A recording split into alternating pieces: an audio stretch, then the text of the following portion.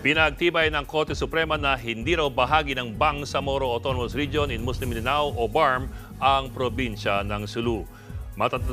Matatandang naghain ng petisyon ng Provincial Government ng Sulu sa Korte Suprema matapos silang isama sa pagratipika ng Bangsamoro Organic Law kahit na tumanggi na sila rito. Nagkaroon ng plebisito ang Bangsamoro Organic Law para alamin ang sakop o political territory ng BARM. Kasama dapat ang Sulu sa BARM parliamentary election sa susunod na taon. Pero dahil sa desisyon ng Supreme Court, hindi na po ito mangyayari. The court, however, declared unconstitutional the interpretation of the provision in the law directing the provinces and cities of ARM to vote as one geographical unit as to include provinces that rejected the law. Mga kapatid, Ed Lingaw po, maging maalam at may pakialam sa mga napapanahong balita sa ating bansa. Para sa mas malalimang pagtalakay at paghimay sa mga issue at headlines, tumutok lamang at pag-subscribe sa social media pages ng News 5.